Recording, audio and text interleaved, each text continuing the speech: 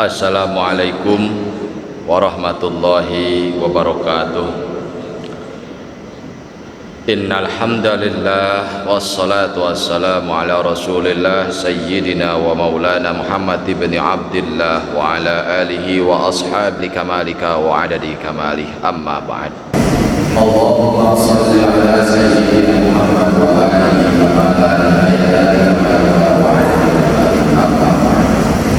Ilahi anta maqsudi wa ridhoka matlubi atini mahabbataka wa ma'rifataka. Hadratal mukarramin wal muhtaramin, jamaah sholat maghrib Masjid Pusdai yang dirahmati Allah Subhanahu wa ta'ala. Pertama-tama mudah-mudahan sholat berjamaah kita diterima oleh Allah Subhanahu wa ta'ala. Doa yang kita panjatkan dikabul oleh Allah Subhanahu wa ta'ala. Selanjutnya, sebelum kita mengkaji kitab Ayyuhal Walad karya Imam Al-Ghazali ini, mari kita bermunajat kepada Allah Subhanahu wa ta'ala. Yang pertama, untuk para ulama, para kiai, para ajengan, guru-guru kita semuanya yang masih hidup di dunia ini, mudah-mudahan senantiasa diberikan usia yang panjang, disempurnakan kesehatannya, dijembarkan rezekinya, berkah, tambah-tambah ilmunya bagi kepentingan kita di dalam urusan agama. Yang kedua, semoga negara kita senantiasa aman, damai, tentram, selalu ada di dalam lindungan Allah Subhanahu wa ta'ala. Yang selanjutnya, untuk kasab kita, mudah-mudahan senantiasa kita dilancarkan di dalam berikhtiar di dunia ini, mencari rezeki yang halal untuk taat, untuk bekal ibadah kepada Allah Subhanahu wa ta'ala. Selanjutnya, untuk keluarga kita, rumah tangga kita, mudah-mudahan menjadi keluarga atau rumah tangga yang sakinah, mawaddah, warahmah. Selanjutnya, anak cucu kita mudah-mudahan menjadi anak yang soleh dan solehah.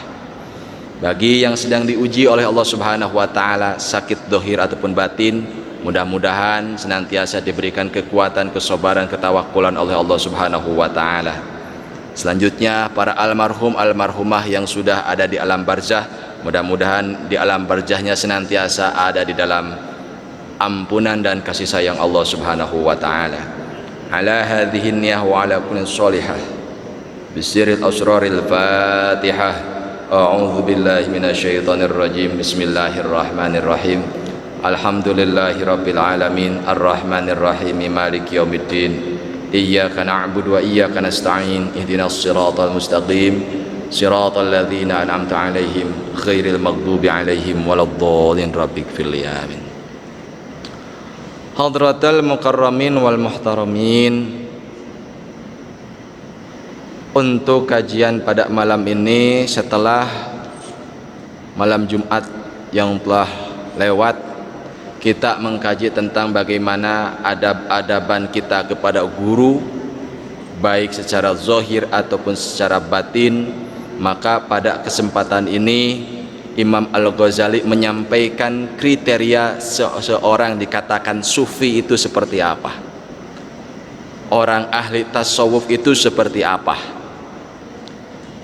Imam Al-Ghazali rahimahullahu ta'ala berkata di dalam kitab Ayyuhal Waladnya, "Tsumma lam anna tasawwufa lahu khoslatani", bahwasanya kriteria sufi itu ada dua hal, tidak banyak, hanya dua hal. Yang pertama, al-istiqamatu ma'allahi ta'ala. Yang pertama, konsisten, istiqamah, senantiasa kemana-mana mengingat Allah Azza wa Jalla. Yang pertama itu, sehingga apa yang ada di kanan, di kiri, depan, belakang, atas, bawah, luar, dalam, menjadi pintu untuk mengingat Allah Azza wa Jalla. Kullu syai'in babun ilallah, menjadikan segala sesuatu itu menjadi pintu untuk mengingat kepada Allah Azza wa Jalla. Tuh, istiqamah ma'allah. Yang pertama, konsisten, senantiasa mengingat Allah Azza wa Jalla. Kriteria yang kedua, wasukunu anil khalqi, yaitu tenang ketika bergaul dengan makhluk. Faman istaqama ma'allahi azza wa jalla wa ahsana khuluquhu bin nas wa amalahum bil hilmi bahwa sufiyun.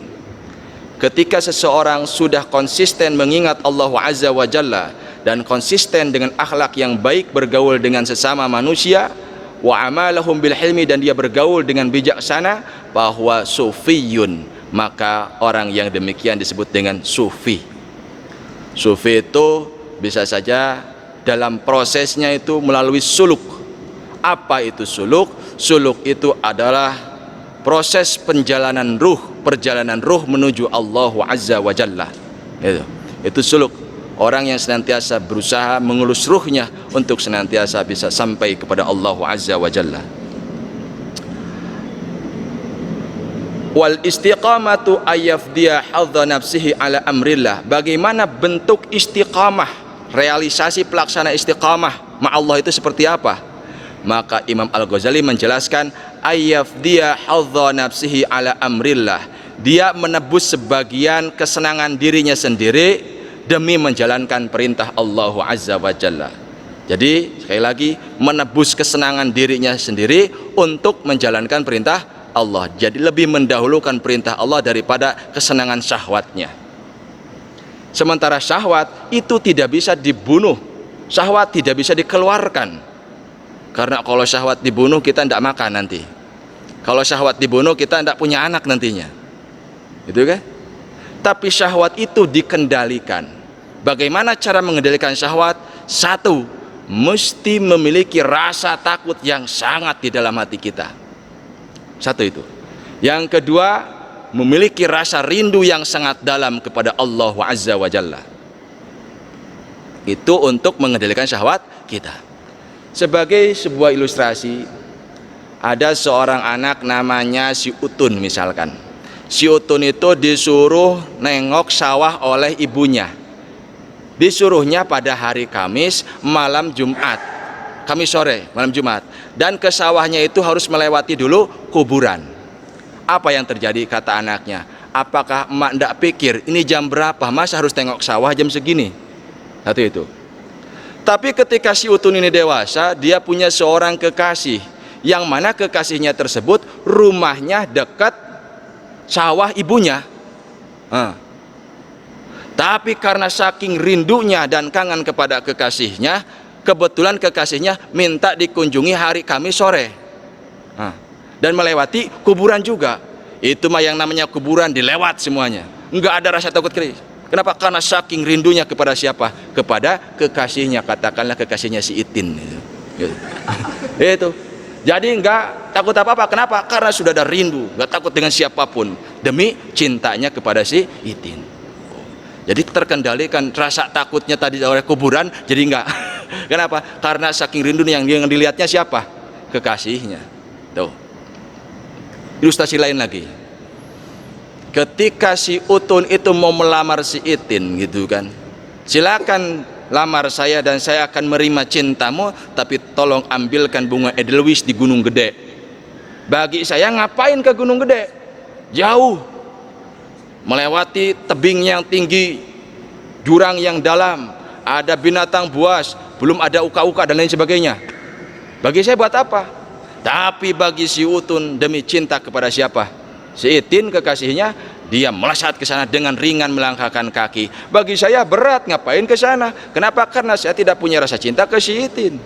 Tapi bagi si Utun, karena rasa cinta besar kepada si Itin, begitu ringan menjalankan perintah atau permintaan dari si Itin untuk mahar itu. Kalaulah kita mengakui cinta kepada Allah azza wa jalla, sudahkah kita merasa ringan melangkahkan kaki ke masjid? Sudahkah kita merasa ringan membuka mata pada malam hari? Gitu. Kan berat kita muka panon itu. Masih kuat ngangkat barber 50 kilo. Kuat. Tapi buka mata pada malam hari, jam 1 itu tingkat abidun, jam 2 itu tingkat qanitun, jam 4 itu tingkat jam 3 tingkat mustagfirun, jam 4 itu tingkat gopilun. Itu. Jam 3 itu jam 1 abidun. Yang ke jam 2 misalkan itu dia qanitun, dia orang-orang taat. Kalau abidun itu hamba Allah. Bukan hamba jabatan, bukan hamba pujian, bukan hamba harta gitu. Sementara ini tolong ya sedekah bilang aja dari hamba Allah gitu. Apakah benar ketika Anda itu tinggal introspeksi diri, syukur-syukur benar, tinggal introspeksi diri saja. Apakah ketika Anda mensedekahkan hartanya benar-benar hamba Allah atau hamba pujian? Itu. Karena untuk menjadi hamba Allah yang sesungguh-sungguhnya, dia ringan menjalankan perintah Allah. Monggo silakan gitu kan. Siap sami'na wa ta'ana, sam'atan wa ta'atan gitu. Siap melaksanakan tugas. Jam 2 qanitun, jam 3 mustagfirun, jam 4 itu orang-orang gopilun. Jadi pas bangun adzan itu, begitu baru bangun itu termasuk kriteria gopilun kata Imam Al-Ghazali. Seperti mayit yang baru dibangunkan dari kuburannya, sing korenyak gitu ta.